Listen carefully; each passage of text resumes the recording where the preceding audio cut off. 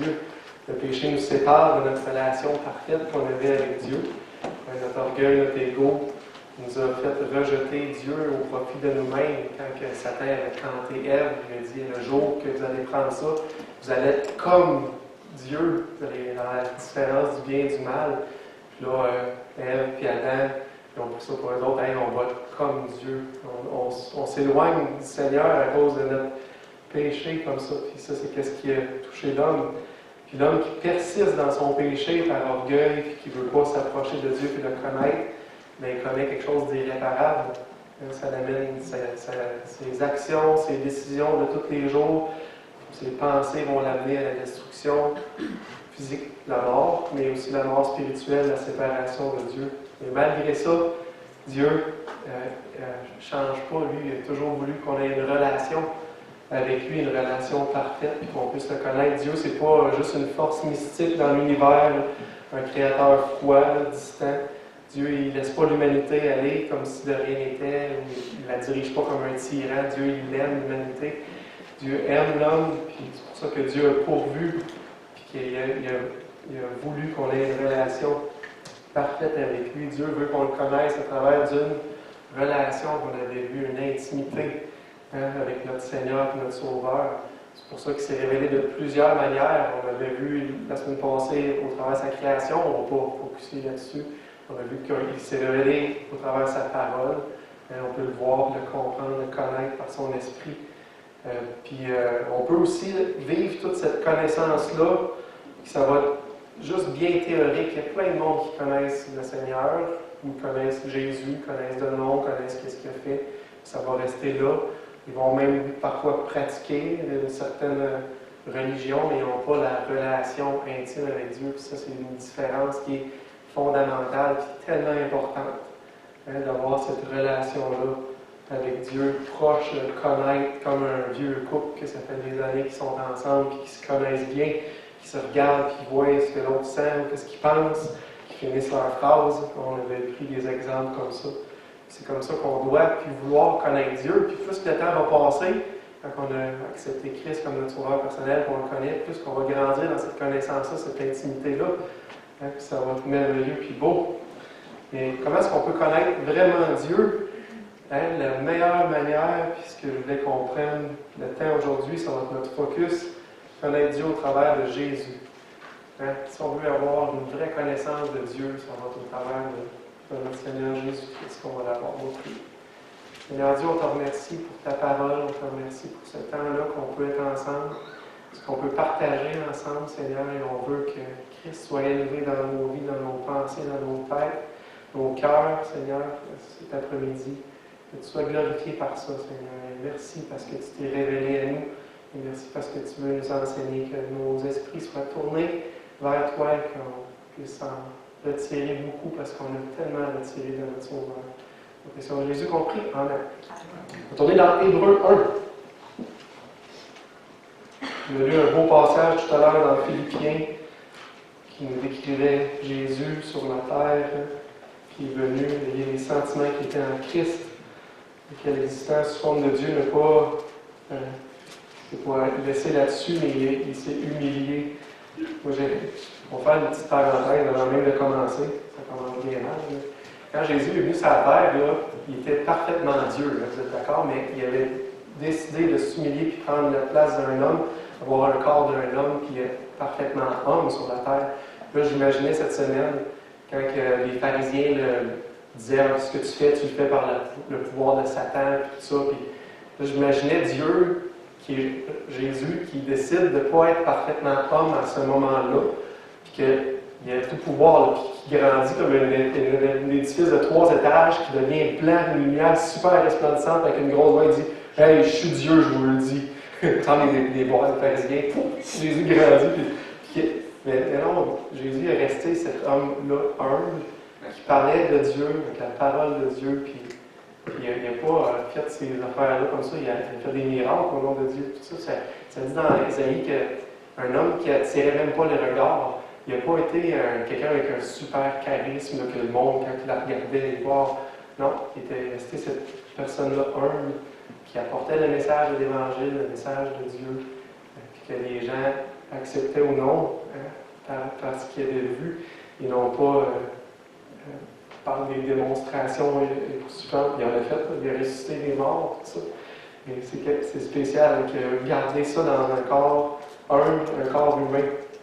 On va retourner dans Hébreux 1, on va voir notre Seigneur dans ce passage-là. Après, autrefois, à plusieurs reprises, de plusieurs manières, parler à nos pères par les prophètes.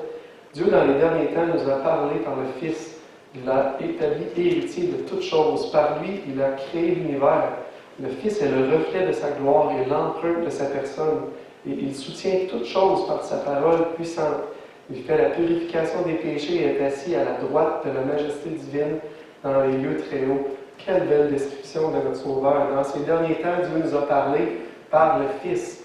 Avant, Dieu, quand il disait Dieu n'est pas un Dieu froid et impersonnel, il s'est révélé aux hommes. Il l'a fait avant par les prophètes, il y avait les songes, il y avait la parole, la loi de Moïse, tout avait été écrit. Dieu, il s'est toujours révélé aux hommes. Il n'a jamais laissé les hommes dans le ténèbres. Et dans les derniers temps, ça c'est nos temps, dans le temps de 2000 ans, il s'est révélé par son Fils. C'est comme ça qu'on peut le connaître, comment on peut connaître Dieu. Là, on voit plein de choses qui s'est révélé. Il a établi héritier de toutes choses. Là, j'ai mis les versets là, comme l'autre fois, il y en a plusieurs. Matthieu 28, ça dit « Jésus s'était approché leur par là. Ainsi, tout pouvoir m'a été donné dans les cieux et sur la terre. » Jésus est l'héritier de toutes choses. Dieu a créé toutes choses, Dieu est le propriétaire de tout. Dieu a déjà donné en héritage à Christ toutes choses. Puis là, on voit que même tout pouvoir même a été donné et remis à Jésus dans les cieux et sur la terre. Dans Jean 3, ça dit « Le Père aime le Fils, il a remis toutes choses entre ses mains, c'est notre héritier. » On a lu tantôt dans Philippiens qu'un jour, tout genou va fléchir, parce que tout ce qui est dans les cieux, sur la terre, sous la terre, dans la mer, partout, tout appartient à Christ, puis tout va louer Christ. Puis gloire à Dieu si par la foi vous le faites déjà, si votre cœur s'est humilié devant Christ, puis le reconnu comme le Dieu Tout-Puissant. Vous faites ce qu'il vous lui. Vous êtes son héritage. On lui appartient. Quelle joie, quel bonheur. Par lequel il a aussi créé le monde. Jésus est le créateur. Ça, c'est des choses. Si on va dans Genèse 1, le mot au commencement, Dieu créa les cieux et la terre. Là, Dieu, on sait que c'est en trois personnes, Dieu le Père, le Fils et l'Esprit. C'est comme ça qu'il se révèle à nous. Et si on veut être spécifique, qui a créé le monde? Les trois participaient dans la création, mais on le voit spécifiquement. Jésus-Christ, le créateur, dans Jean 1, il a dit au commencement était la parole, et la parole était avec Dieu. La parole était Dieu. Elle était au commencement avec Dieu. Toutes choses ont été faites par elle, et rien de ce qui a été fait n'a été fait sans elle. Toutes choses ont été faites par la parole. Il n'y a rien qui existe qui n'a pas été fait par la parole. La parole, c'est qui? C'est Jésus. Hein? La parole a été faite chair. Elle a habité parmi nous. Ça, c'est Christ qui a pris la place d'un homme, comme on l'a chanté tantôt, le 87. Hein? Il a pris la place d'un homme qui a marché avec nous autres. Ça, c'est Jésus-Christ. Comment on peut connaître Dieu? On connaît Dieu, l'héritier de toutes choses. On connaît Dieu, le créateur de toutes choses. Jésus est le reflet de la gloire et l'empreinte de la personne de Dieu. Il y a un beau passage, il y a plein de passages parallèles, puis je voulais qu'on prenne un petit peu de temps pour ça. Si notre évangile est encore voilé, c'est Paul qui dit ça, il est voilé pour ceux qui périssent, mais pour les incrédules. Il est voilé pour ceux qui périssent, pour les incrédules dont le Dieu de ce siècle a aveuglé l'intelligence, afin qu'ils ne vissent pas briller la splendeur de l'Évangile, le Christ mort pour les péchés ressuscités, que les gens ne voient pas ça, c'est voilé. Briller la splendeur de l'Évangile, de la gloire de Christ, qui est l'image de Dieu. Dans l'Hébreu, ça dit le reflet de sa gloire puis l'empreinte de sa personne. L'image de Dieu, c'est l'idée d'une représentation parfaite. Fait que si tu as vu Christ, si tu connais Christ, tu connais Dieu, c'est la représentation parfaite de Dieu. On voit encore Jésus qui soutient toutes choses par sa parole puissante. Il n'a pas seulement créé puis mis les choses en place, c'est lui qui les soutient et qui les garde. Dans Colossiens 1, ça dit « Il est avant toutes choses et toutes choses subsistent en lui ». Littéralement, qu'est-ce que ça veut dire? C'est que toute chose tient ensemble en lui. Fait que si les planètes, si la Lune elle reste autour du Soleil, il y a une question de gravité. Là. Mais savez-vous, c'est qui a établi la gravité et qui la maintient là? C'est Christ, c'est Jésus. Toute chose subsiste, toute chose se maintient ensemble, toute chose se tient ensemble en lui. Sinon, l'univers elle serait dans un chaos total. Mais avec Christ, tout est ordonné, puis ça se maintient, puis c'est là pour lui, pour sa gloire. grand Dieu et Sauveur qu'on a. Là, la partie qui nous intéresse le plus, quand on parle du personnel, c'est dans cette partie-là. Il a fait la purification des péchés, il s'est assis à la droite de la majesté divine dans les lieux très hauts. La raison pour laquelle on peut connaître Dieu, c'est parce que Christ nous a purifiés. Ceux qui ont mis leur foi en Christ ont été purifiés, lavés, rendus saints, purs devant lui. Maintenant, Dieu nous voit au travers de Jésus-Christ. Quand Dieu regarde Clément, il a ses lunettes, puis là, c'est Jésus. Là, il ne voit plus Clément, il voit Jésus. Il voit que Christ a payé pour les péchés à Clément. Tous les autres, tous ceux qui ont mis leur foi en Christ, Dieu, il vous voit au travers de son Fils. Puis là, on peut avoir une communion avec lui. Là, cette communion-là est rétablie. Est-ce que ça nous donne encore plus le goût de l'aimer? Hein?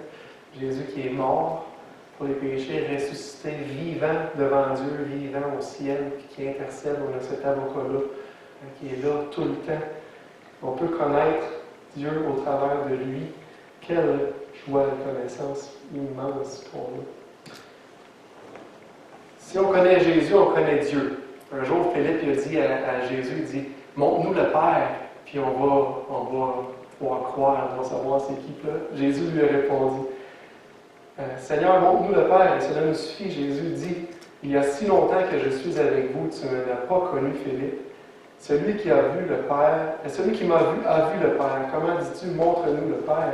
Ne crois-tu pas que je suis dans le Père et que le Père est en moi?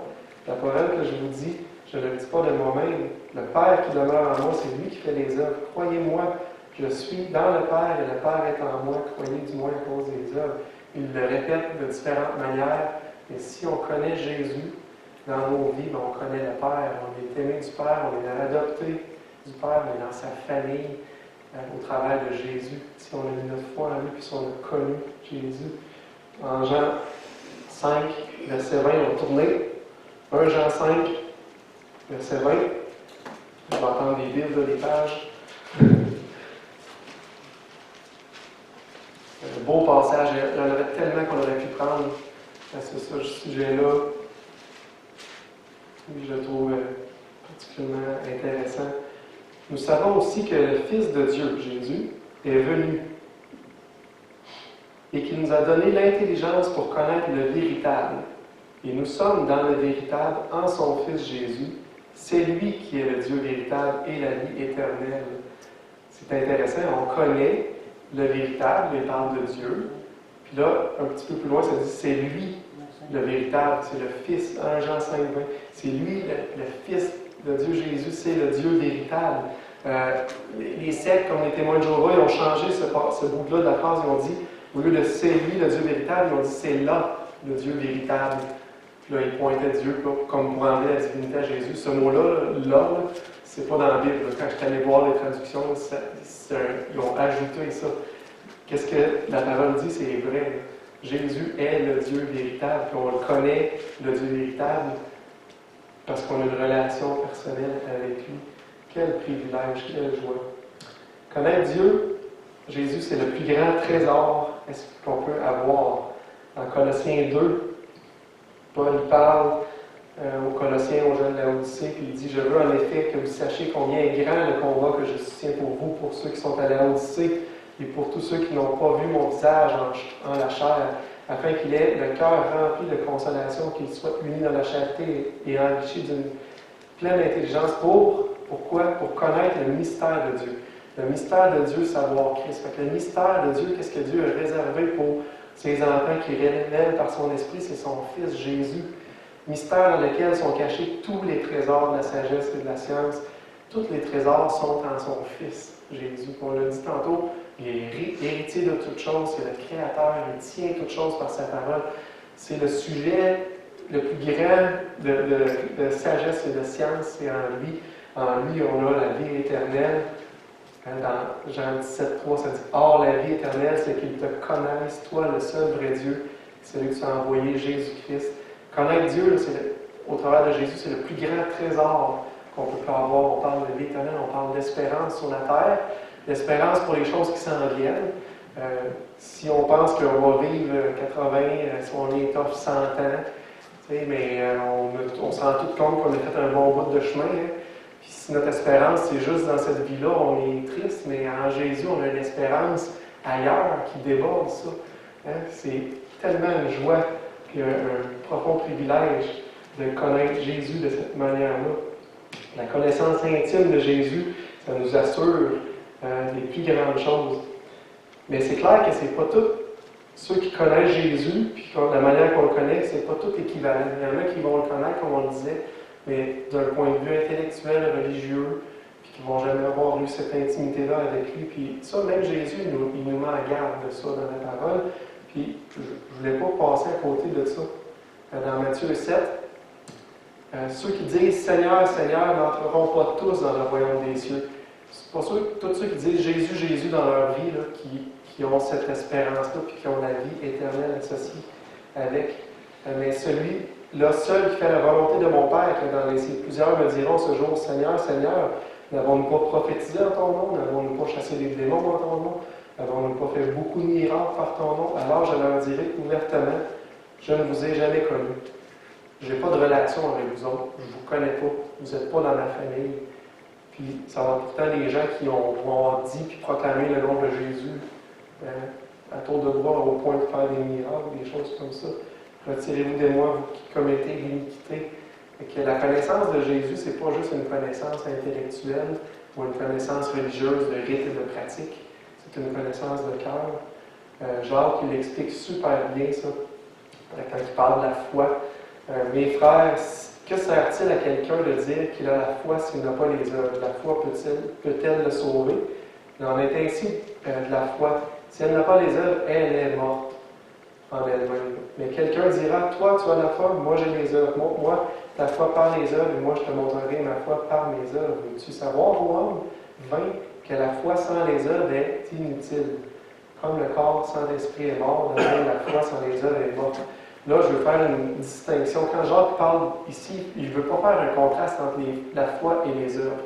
Il veut faire un contraste entre la foi morte puis la foi vivante, ou la foi inutile puis la foi utile. Alors, on voit la foi sans les œuvres est morte, la foi sans les œuvres est inutile. Une foi qui n'est pas active, une foi qui n'est pas après se démontrer comme une intimité dans une relation, un amour, c'est une foi morte.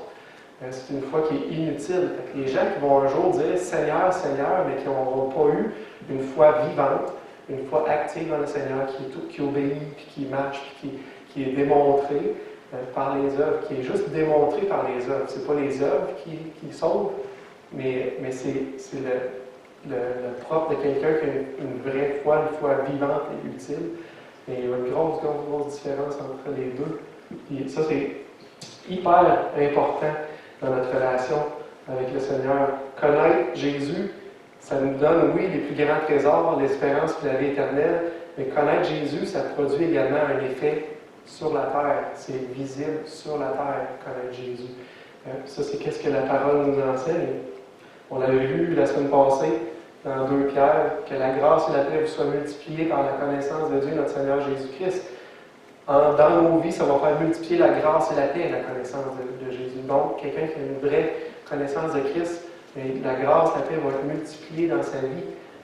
Ça dit aussi qu'elle contribue à la vie et à la piété au moyen de la connaissance. Tout contribue à la vie et à la piété au moyen de la connaissance de Christ. Notre vie, on a tout ce qu'on a besoin dans la connaissance de Christ, puis pour marcher pieusement, marcher dans la sainteté à l'image de Christ. Ça, c'est qu'est-ce que la vraie connaissance de Christ va engendrer dans nos vies. Ça va produire un fruit. J'aime ce passage-là, j'aime ça, ça m'est venu en tête tout de suite, c'est un chant qu'on chante dans Jérémie 17. Ça crée une distinction entre deux personnes. Jérémie 17, 5, ceux qui veulent tourner. Entre deux types de personnes, on pourrait dire les personnes qui ont une foi morte et les personnes qui ont une foi vivante. Ainsi parle l'Éternel. Maudit soit l'homme qui se confie dans l'homme, qui prend la chair pour appui, qui se détourne et qui détourne son cœur de l'Éternel. Il est comme un misérable dans le désert. Il ne voit point arriver le bonheur. Il habite les lieux brûlés du désert, une terre salée et sans habitants. Mais béni soit l'homme qui se confie en l'Éternel, quelqu'un qui a mis sa foi en Christ et dont l'Éternel est l'espérance. Puis c'est en lui, c'est ancré, c'est une relation, c'est vivant. Il est comme un arbre planté près des courants d'eau, qui étend ses racines vers le courant. Il n'aperçoit point la chaleur quand il vient, son feuillage reste vert. Dans les années de la sécheresse, il n'a point de crainte, il ne cesse de porter du fruit. Ça me fait penser à ça. La grâce, la paix vont accompagner la personne qui connaît le Seigneur, malgré les épreuves, malgré les difficultés. Il va être comme un arbre qui est bien enraciné. Ça va être comme le serment qui est attaché au cep dans Jean 15. Jésus qui est le cep, il va puiser en Christ, peu importe ce qui va passer, il va porter du fruit. Connaître Jésus, ça nous donne, oui, la vie éternelle et l'espérance, mais aussi ça a un effet sur la terre, le connaître intimement. Ça change notre perspective de la vie. Paul l'exprime comme ça. Connaître Jésus, ça a complètement changé sa perspective de la vie. Mais ces choses qui étaient pour moi des gains, je les regarde comme une perte. Paul était un pharisien, né de pharisien, il connaissait la loi, il a tout suivi les rites et les rituels possibles, de la manière qu'il aimait Dieu, mais ce n'est pas la manière que Dieu veut être aimé.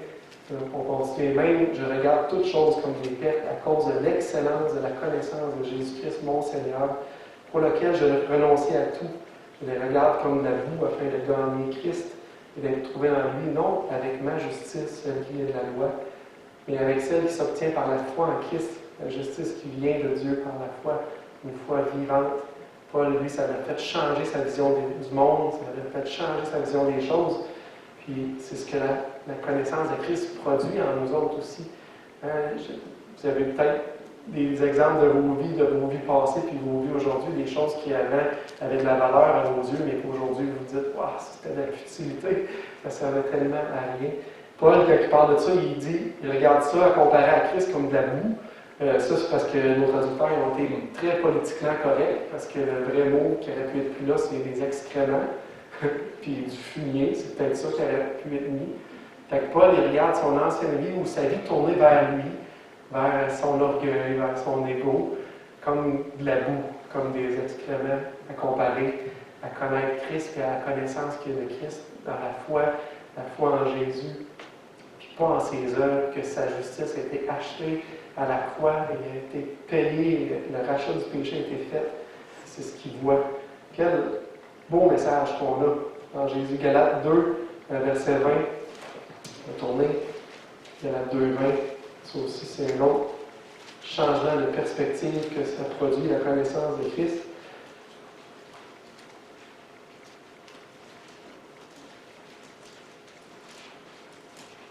Galates 2, 20, ça dit « J'ai été crucifié avec Christ, et si je vis, ce n'est plus moi qui vis, c'est Christ qui vit en moi.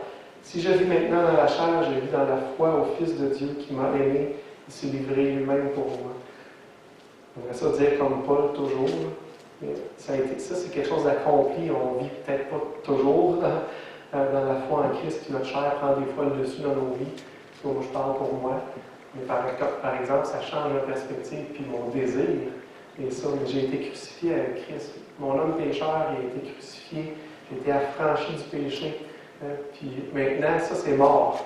Puis je vis en Christ une image un petit peu du baptême. On est mort en Christ, ressuscité avec lui, puis je vis au travers de Christ. Ça devrait changer mes perspectives sur la terre. Connaître Christ, oui, ça nous donne une espérance, ça nous donne la vie éternelle, mais ça produit quelque chose ici-bas aussi. Si nous gardons ces commandements, par là, nous savons que nous l'avons connu. Ça, c'est un autre beau passage. Connaître Jésus, ça va faire qu'on va aimer ses commandements, on va aimer sa parole, on va vouloir la mettre en pratique. Ça va venir ensemble, ça va venir de pair. Ça va être un fruit qui va être produit en nous. Une autre chose que ça produit, dans Éphésiens 5, verset 1-2, « Devenez donc les imitateurs de Dieu comme des enfants bien-aimés et marchez dans l'amour à l'exemple de Christ qui nous a aimés et qui s'est livré lui-même à Dieu pour nous comme notre âme un sacrifice de bonne odeur. » Qu'est-ce que ça va produire en nous? Ça va nous donner ce désir-là de ressembler à Christ, de l'imiter, d'être comme lui. Ça va produire ça. On va vouloir être ses imitateurs. Là, les imitateurs de Jésus, ça ne veut pas dire qu'on va ressusciter des morts ou qu'on va guérir des aveugles, mais ça veut dire son caractère. On a la même puissance en Christ par son esprit, mais on a aussi son esprit nous donne son caractère. L'exemple qui est là, c'est marcher dans l'amour. Soyez donc gentils.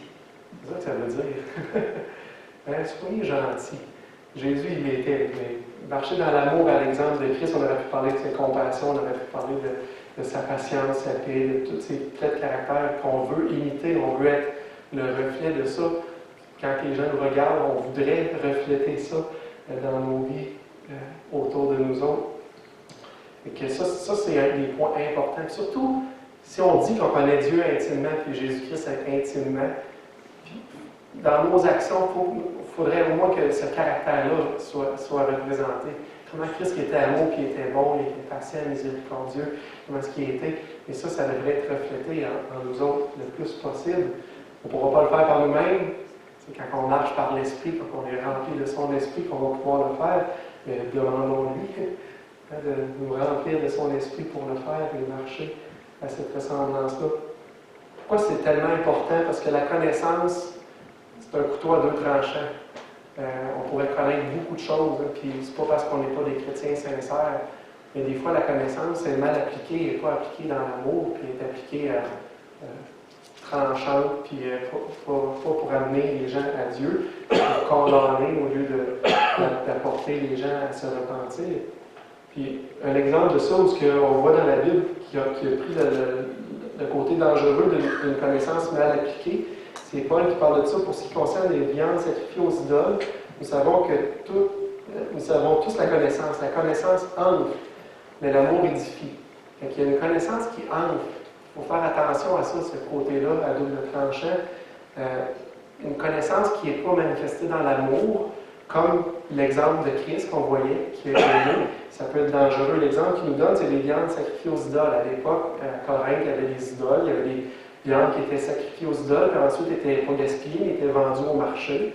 Puis il y a des gens qui achetaient ça pour manger. Puis certains étaient comme scandalisés, puis ils voyaient là-dedans, c'est pas bon parce que c'était sacrifié à des idoles. Puis c'était des chrétiens sincères qui voyaient là-dedans le mal puis le péché. Puis d'autres chrétiens, aussi sincères, savaient que les idoles, ça n'existe pas. Puis la viande là, le bœuf là, ou l'agneau là, mais il n'est pas différent qu'un autre agneau, puis c'est pour la nourriture. Puis eux autres, des fois, peut-être qu'ils portaient des jugements sur les autres et vice-versa, puis qui portaient des jugements, puis ça créait une tension, même au travers des enfants de Dieu. Hein, cette tension-là était créée parce qu'il n'y avait pas d'amour de manifester. Quand ce qui a été une manifestation d'amour, les gens qui avaient la connaissance que les viandes qui étaient sacrifiées aux idoles, c'était pas différent que les autres viandes, mais par amour pour eux autres, ils auraient pu s'en passer. Ça aurait été une manifestation d'amour dans la connaissance, puis enseigner les autres avec amour. Ça, c'est un exemple. Mais dans nos vies, on peut avoir ça, on peut avoir des opinions doctrinales qui vont varier un petit peu d'un chrétien à l'autre. Mais si on n'est pas capable d'en parler avec amour, parlons-en pas. Hein? On est tous des enfants de Dieu rachetés à un même prix, le prix du sang de Christ. Puis oui, on a une connaissance, mais que ce ne soit pas une connaissance qui enfle, une connaissance manifestée en Christ, dans l'amour. On se regarde dans le miroir le matin sans trop se poser de questions. Hein? Pourquoi que je vois mon image? Ceux qui se mettent, c'est peut-être pas tout le monde qui se regarde le matin, d'habitude, en tout cas au moins le dimanche, on ne veut pas avoir l'air trop fou quand on arrive à l'église, mais on se regarde dans le miroir, puis là on voit notre reflet. Qui s'est posé vraiment la question, comment ça se fait que je revois mon image, puis quand même, tu sais, c'est pas mal représentatif. Tu sais, les miroirs, ça existe depuis longtemps. Au début, les miroirs, ça pouvait juste regarder dans l'eau. Après ça, tu as eu des plaques polies de métal là, qui polissaient, puis tu peux avoir ton reflet. Mais si le miroir est un peu courbe, s'il est courbe un peu convexe, quand tu vas te regarder dedans, tu vas te trouver trop gros. Tu n'aimeras pas ça. Puis, le miroir, il faut qu'il soit parfait. Puis aujourd'hui, depuis 1835, là, ils prennent du verre puis ils mettent une petite couche là, de métal dessus. Il y a un processus pour on est capable de voir notre image pas mal comme c'est dans la vraie vie. Mais autant que Jésus est le reflet parfait de Dieu. Quand on regarde le miroir, là, Jésus regarde le miroir, puis il voit son Père, puis son Père voit Jésus, c'est le reflet parfait, c'est l'image parfaite.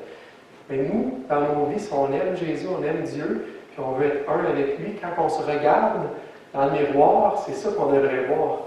On devrait voir le reflet parfait de Christ. Donc, qui lève sa main pour dire que c'est ça qu'il voit? Personne ne le ferait. Notre miroir, il est peut-être un peu bossé, il est peut-être juste du métal poli ou un peu courbé, fait qu'il déforme un petit peu.